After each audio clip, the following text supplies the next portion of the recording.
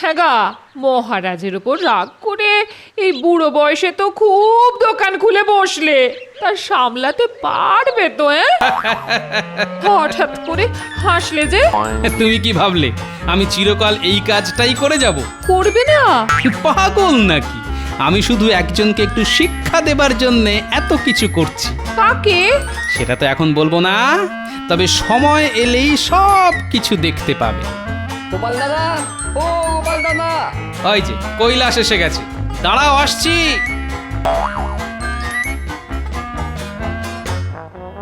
গিন্নি, আমি চুলটা একটু কেটে আসি।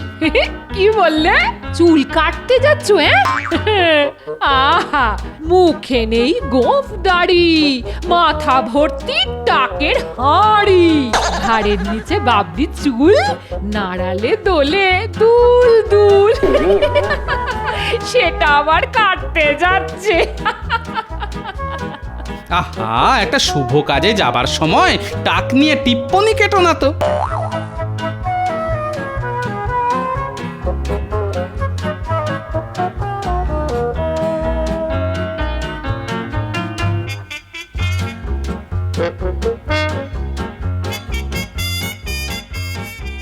আরে গোপাল দাদা, কি মনে করে? এই কদিন ধরেই আসবো আসবো করছিলাম, দেখো না চুলটা না বড্ড বেড়ে গেছে গো, একটু কেটে দাও দেখি।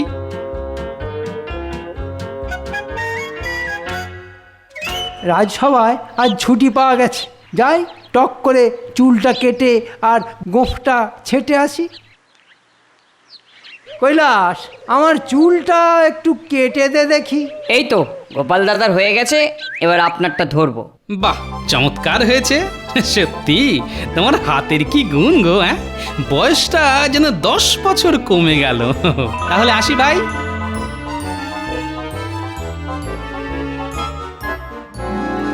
হ্যাঁ রে কৈলাস, গোপাল চুল কাটার পয়সা দিয়ে গেল না তো? ধারে কাটলো বুঝি? না না না, ধারে কাটবে কেন? আসলে আমরা নাপিতরা অন্য কোনো নাপিতের কাছ থেকে পয়সা নিই না। কেন নিস না কেন? তাই নাপিত সমাজের রীতি, বহুকাল ধরে এটা চলে আসছে। শুধু চুলদাড়ি কাটতে এলে হাত জোর করে বসে পড়লেই হলো। আর কালে কালে হাত জোর করার ব্যাপারটা উঠে গেলেও পয়সা না দেবার ব্যাপারটা রয়েই গেছে। কিন্তু গোপাল তো এখন নিজেকে আর নাপিত বলে মনে করে না, নিজের পদবি পাল্টে ফেলে ও তো এখন গোপাল ভাঁড়। ও ভাঁড়ই হোক আর গামলাই হোক, আসলে আমাদের কাছে গোপাল দাদা এখনো নাপিত। তার মানে মহারাজের কাছ থেকে মাইনেও নেবে, আবার নাপিত হবার সুবাদে বিনা পয়সায় চুলদাড়ি কাটার সুবিধেও নেবে। দাঁড়া গোপাল, তোর ব্যবস্থা করছি। নে আমার চুল কাটা শুরু কর। এই তো করছি। মহারাজ, আপনার কাছে আমার একটা নালিশ আছে। নালিশ? কার বিরুদ্ধে? গোপালের বিরুদ্ধে। বাবা, আমার বিরুদ্ধে নালিশ? মনে হচ্ছে মন্ত্রী আজ বেশ সেজে গুজেই এসেছে, দেখি কি বলে। বলো তোমার নালিশ। মহারাজ, গোপাল প্রতি মাসে আপনার কাছ থেকে গুনে গুনে মাইনে নিচ্ছে। হ্যাঁ, নিচ্ছে। কিন্তু কেন নিচ্ছে? সে আমার রাজসভার একজন বিশিষ্ট সদস্য বলে। অথচ রাজসভার সদস্য হওয়া সত্ত্বেও শুধু নাপিত হওয়ার সুযোগ নিয়ে ও একজন গরিব নাপিতকে দিনের পর দিন ঠকিয়ে যাচ্ছে। কিরকম? চুলদাড়ি কেটে ও কৈলাস নাপিতকে পয়সা দেয় না মহারাজ। সে কি? এ তো লোক ঠকানো। না না না, এ আমি কিছুতেই সহ্য করব না। গোপাল, বলুন মহারাজ। তোমার কি কিছু বলার আছে? এইবার বেটা কলে পড়েছে। একটাই বলার আছে মহারাজ, যা করেছি সেটা আমাদের নাপিত সমাজের রীতি। বাজে কথা ছাড়ো। তুমি কি ভুলে গেছো তোমাদের প্রত্যেককে যে মাইনে দেওয়া হয় তার মধ্যে ধোপা নাপিত সব খরচ ধরা থাকে? যদি রীতির দোহাই দিয়ে কৈলাসকে পয়সা নাই দাও, তাহলে মাইনের সময় ক্ষৌরকর্ম বাবদ পয়সাটা তোমার না নেওয়া উচিত ছিল। তার মানে তুমি দুদিক দিয়ে দুজনকেই ঠকিয়ে যাচ্ছ, এক আমাকে আর দুই কৈলাসকে। উনি বাবারে বাবা, কি চালু লোক, গাছেরও খাবে আবার তলারও কুড়োবে। তাহলে বুঝলেন তো মহারাজ গোপাল কেমন লোক। আপনার কাছে এমন ভিজে বিড়ালটা হয়ে থাকে যেন ভাজা মাছটা উল্টে খেতেও জানে না। আসলে কি জানেন মহারাজ, ওই যে কথায় আছে না, নাপিত মানেই ধূর্ত। মহারাজ, আমরা কিন্তু এর বিচার চাই। হ্যাঁ হ্যাঁ, বিচার করব। সে আপনি করতেই পারেন মহারাজ, কিন্তু মন্ত্রী মশাই যে সব নাপিতকে ধূর্ত বলে অপমান করলো, তার বিচার কে করবে? সে বিচার পরে, আগে তোমার বিচার। তোমাকে আমি 2 মাসের জন্য রাজসভা থেকে বহিষ্কার করলাম। যাও, দূর হয়ে যাও আমার সামনে থেকে। ঠিক আছে, আমি চলে যাচ্ছি, তবে যাবার সময় বলে যাচ্ছি, সামান্য একটা ব্যাপারের জন্যে আপনাকে তাতিয়ে সকলের সামনে এমন কাণ্ড যে করলো, তার কিন্তু একদিন হাড়ির হাল করে ছাড়বো। হ্যাঁ, দেখেছেন দেখেছেন মহারাজ, গোপালের সাহসটা একবার দেখেছেন? ও আপনাকেও ভয় দেখিয়ে গেল। এই জন্যেই বলে, পিপিলিকার পাখা ওঠে মরিবার তরে। ব্যাস শুরু হয়ে যাবে গোপালের চুল দাড়ি কাটার ব্যবসা। তুমি তাহলে আর রাজসভায় যাবে না? না। সারাদিন লোকের চুল দাড়ি কাটবে? হ্যাঁ রে, তাই কাটবো। ওই যে কথায় আছে না, যখন যেমন তখন তেমন। এবার বোঝ, কত ধানে কত চাল, ছিলি রাজার ভাঁড়, একদিনে টেনে নামিয়ে দিলাম নাপিতগিরি করতে। ও মন্ত্রী মশাই, আর চোরের মতো দূরে দাঁড়িয়ে কেন? নতুন দোকান খুলেছি, দেখে যান। এমন কামিয়ে দেব না, সারা জীবন মনে রাখবেন। কি ছিলে আর কি হয়েছ, তবুও তোমার বোলচাল গেল না দেখছি। শোনো, তোমার মতো ইয়ের কাছে চুলদাড়ি কাটতে না আমার বয়ে গেছে। জানো তো, বাংলায় একটা কথা আছে, অতিবার বেরো না ঝড়ে পড়ে যাবে, আর অতি চালাকি করলে পরে পুনর্মূষিক হবে। তোমার হয়েছে তাই, বুঝেছো?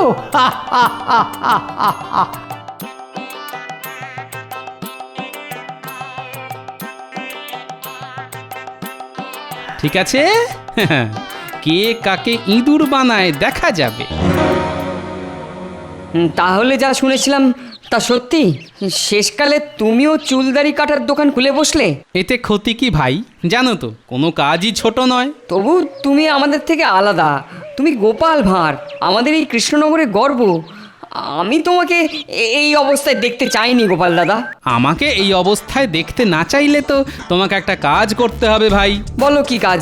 তুমি যা বলবে আমি তাই করব। তাহলে এই রাজ্যের সব নাপিতদের এক জায়গায় জড়ো করো। সকলের সাথে কিছু কথা আছে আমার। আগামীকালই আমি সকলকে এক জায়গায় জড়ো করার চেষ্টা করছি।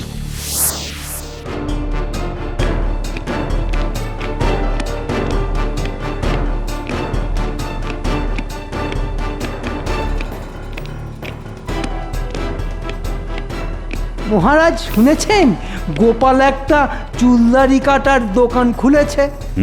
শুনেছি, কিন্তু কেন খুললো বলো তো? বুঝতে পারলেন না? শুধুমাত্র সকলের সামনে আপনাকে হেয় করার জন্যে দোকান খুলে ও আপনাকে বোঝাতে চাইছে যে আপনার বরখাস্তে ওর কিছু যায় আসে না। ও আপনাকে থোড়াই পাত্তা দেয়। হ্যাঁ, এত সাহস গোপালের! কিছু মনে না করলে বলি, লাই দিয়ে দিয়ে আপনি ওকে মাথায় তুলেছেন। ওই জন্যেই বলে, যত দামি হোক না কেন, পায়ের পায়ে থাকাই ভালো, মাথায় তুললেই মুশকিল। ব্যাপারটা কিন্তু আমার একেবারে ভালো লাগছে না। আমাদের সকলের আদরের গোপাল শেষে কিনা 5 জনের চুল দাড়ি কামিয়ে পেট চালাবে। দেখো, আমি শুধু ওকে 2 মাসের জন্য রাজসভা থেকে বহিষ্কার করেছি। চুলদাড়ি কামানোর দোকান খুলে বসতে তো আর বলিনি। আমার মনে হয় তোমার ওপর অভিমান করে গোপাল এসব করছে।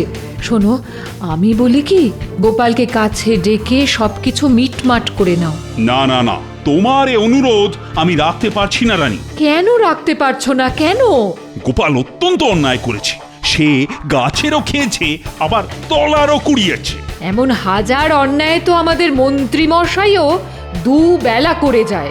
এই মরেছে, এ রানীমা যে আমাকে নিয়ে টানাটানি শুরু করে দিল। এ আপনি কি বলছেন রানীমা? আমি আর গোপাল কি এক? আপনি যদি গোপালের মতো হতেন তাহলে মনে হয় এ রাজ্যের অনেক উন্নতি হতো। হ্যাঁ গা, মহারাজের ওপর রাগ করে এই বুড়ো বয়সে তো খুব দোকান খুলে বসলে, তা সামলাতে পারবে তো? হঠাৎ করে হাসলে যে। তুমি কি ভাবলে আমি চিরকাল এই কাজটাই করে যাব? করবে না? পাগল নাকি? আমি শুধু একজনকে একটু শিক্ষা দেবার জন্য এত কিছু করছি। কাকে? সেটা তো এখন বলবো না, তবে সময় এলেই সব কিছু দেখতে পাবে। গোপাল দাদা, ও গোপাল দাদা! ওই যে কৈলাস এসে গেছে, দাঁড়াও আসছি।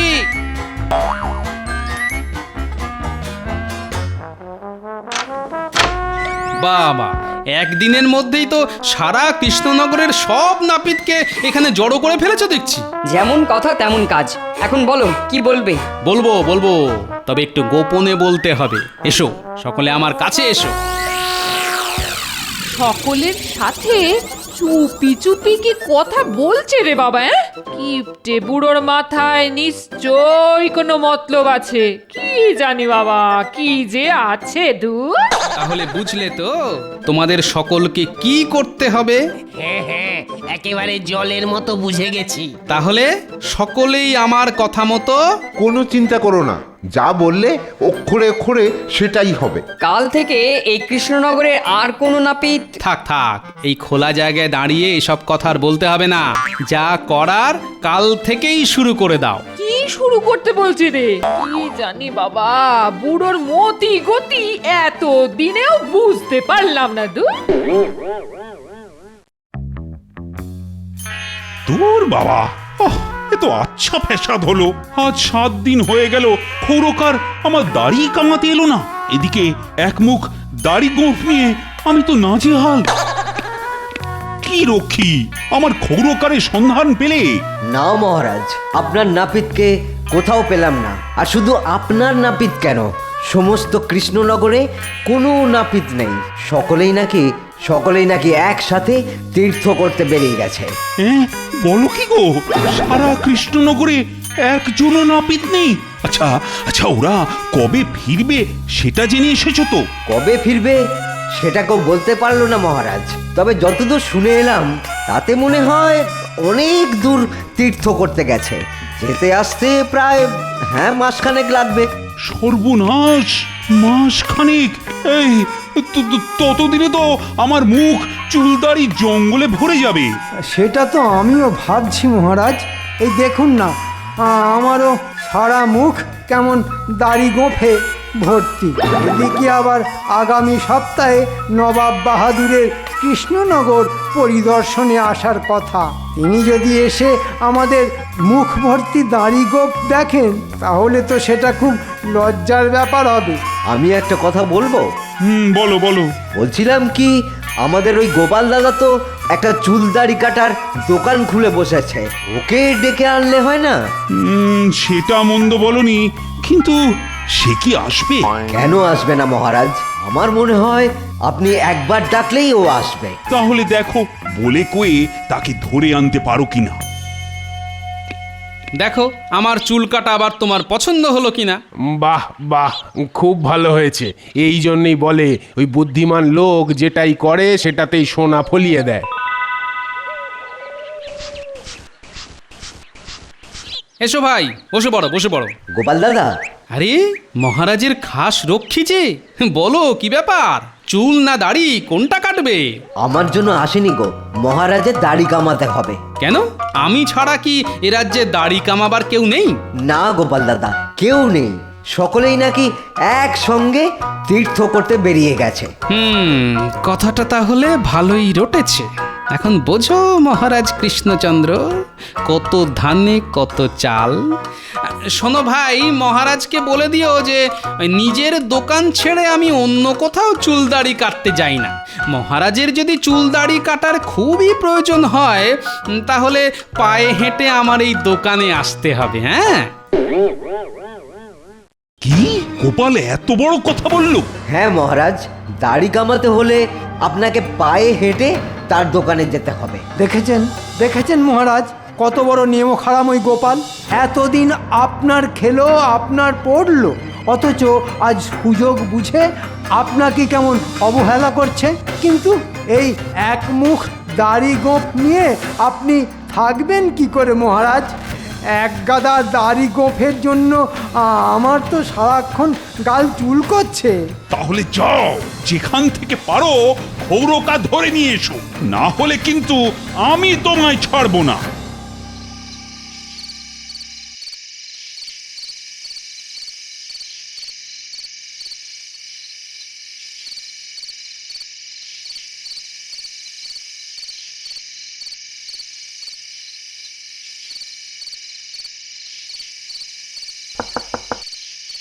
কৈলাস, কৈলাস,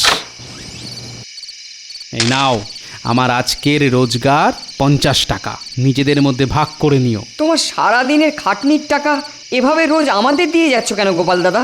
বারে, আমার এক কথায় তোমরা নিজেদের দোকান বন্ধ করে তীর্থে চলে গেছো রটিয়ে দিয়ে, ঘরের মধ্যে লুকিয়ে বসে আছো। তোমাদের হাতে রোজ এইটুকু তুলে না দিলে তোমাদেরই বা চলবে কি করে বলো তো? তবে বেশি দিন আর এই নাটক করতে হবে বলে মনে হচ্ছে না। কেন?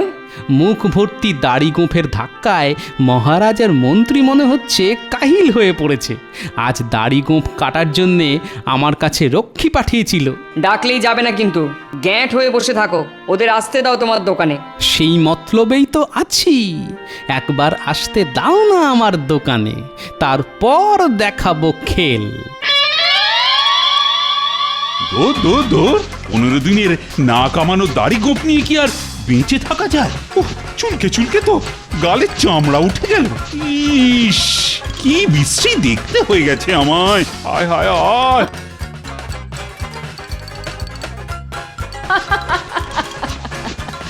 যেন আস্ত একটা বন মানুষ। আজ নবাব এসে তো আপনাকে আর চিনতেই পারবেন না। হয়তো এই অপরাধে তোমাকে সিংহাসন থেকে সরিয়েও দিতে পারেন। সর্বনাশ! এই, তাহলে কি হবে গো? আমার কথা শোনো, মান অভিমান ভুলে তুমি নিজেই না হয় গোপালের দোকানে গিয়ে দাড়ি গোঁফ কামিয়ে এসো। না, কখনোই না। মাথা নিচু করে আমি গোপালের কাছে যাবই না। না গেলে নবাবের কাছে যে তোমার মাথা হেঁট হয়ে যাবে। সব ওই হতচ্ছাড়া মন্ত্রীটার জন্য। বেটার কথায় দুম করে মাথাটা এমন গরম হয়ে গেল না। বেটা শুধু উঠতে বসতে গোপালের নামে লাগাতে পারে, অথচ কদিনে একটাও নাপিত নিয়ে আসতে পারলো না। ঠিক আছে, আমি গোপালের কাছেই যাব। তাহলে বুঝবো তোমার সুমতি হয়েছে।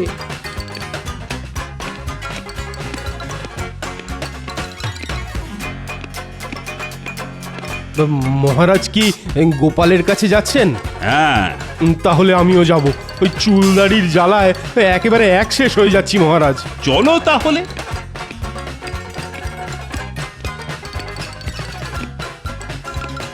আমরাও যাব, আমরাও যাব।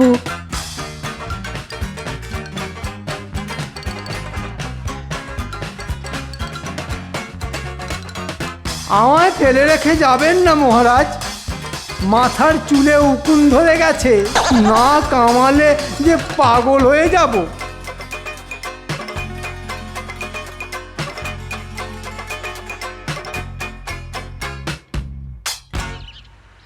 আরে কি সৌভাগ্য আমার! গোপাল নাপিতের দোকানে আজ এত মানিগুণীদের পায়ের ধুলো পড়লো। তা বলুন, কাকে আগে কামাবো? আমাকে আমাকে আমাকে আমাকে আগে আমাকে আমাকে আমাকে আগে আমাকে আমাকে ওরে বাবা, আর পারছি না, আমাকে আমাকে। আপনারা সকলেই আমার সম্মানীয় খদ্দের, তাই কাউকেই বঞ্চিত করব না আমি। নিন, বসে পড়ুন। চেয়ারে বসলে 10 টাকা, টুলে বসলে 5 টাকা, মোড়ায় বসলে 3 টাকা, আর ইটে বসলে 1 টাকা।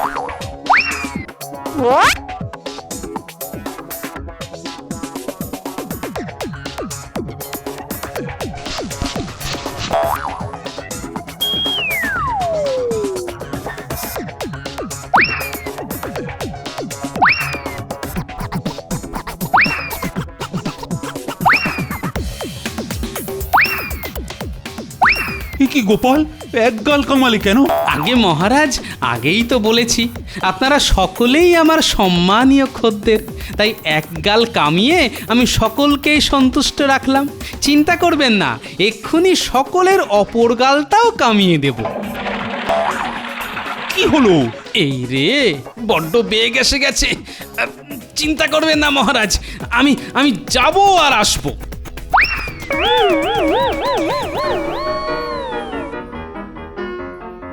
যা পাওয়া, আরে গেল তো গেলই, আসার তো নামগন্ধই নেই। এদিকে তো আবার নবাবের আসার সময় হয়ে গেল। ওহ, এখন যে কি হবে? আমার মনে হয় এ সমস্ত গোপালের শয়তানি। এক গাল কামিয়ে পালিয়ে গিয়ে ও আমাদের বিপদে ফেলতে চাইছে। হ্যাঁ, তাহলে তো ঘোর বিপদ। চিন্তা করবেন না মহারাজ, চিন্তা করবেন না। আরে আমি আছি কি করতে? হ্যাঁ, আমি আপনার গাল কামিয়ে দেব। ওরে বাবা রে, গাল কেটে ফালা ফালা করে দিল রে। কত ছাড়া, তোমার বুদ্ধিতে চলেই আজ আমার এই দশা। তাহলে বুঝতে পারছেন তো মহারাজ, কাকে আপনি মন্ত্রী করেছেন? দয়া করে আমার বাকি গালটা কামিয়ে দিয়ে নবাবের কাছে আমার মুখ রক্ষা করো গোপাল। হয়ে যাবে মহারাজ, চোখের নিমেষে সকলের গাল পরিষ্কার হয়ে যাবে। এই এই এই, তোমরা এসো এসো এসো, সবাই এসো। গোপাল, তুমি আমায় বাঁচালে। তাহলে বুঝতে পারলেন তো মহারাজ, আমাদের নাপিত সমাজের রীতি ও একতা। এক নাপিত অন্য নাপিতের চুলদাড়ি কেটে যেমন পয়সা নেয় না, তেমনি এক নাপিতের অসম্মানে অন্য নাপিতেরা তীর্থে চলে যাবার কথা ঘোষণা করে দোকান বন্ধ করে দেয়। সব বুঝতে পেরেছি গোপাল। মন্ত্রীর কথায় আমার এই অনধিকার চর্চার জন্য তুমি আমাকে ক্ষমা করে দাও গোপাল। আজ থেকে তুমি আবার রাজসভায় আসবে। চলো গোপাল, চলো আমার সাথে, তুমি রাজসভায় চলো। কিন্তু গোপাল চলে গেলে আমার না কামানো গাল। তুমি যেমন দরকচা, ওটা ওরকমই দরকচাই মেরে থাক। চলে এসো গোপাল। এই, আমাকে এরকম আধ কামানো করে ছেড়ে দিও না ভাই, তাহলে যে লোক সমাজে আমি মুখ দেখাতে পারবো না। গোপাল দাদা না বললে আমরা কেউ কামাতে পারবো না। এটাই আমাদের নাপিত সমাজের একতা। আর মনে রাখবেন মন্ত্রীমশাই, নাপিতেরা বুদ্ধিমান কিন্তু ধূর্ত নয়, বুঝেছেন? ওরে বাবা, তাহলে আমার কি হবে রে? বলেছিলাম না, হাঁড়ির হাল করে ছাড়বো। সত্যি হাড়ির হাল।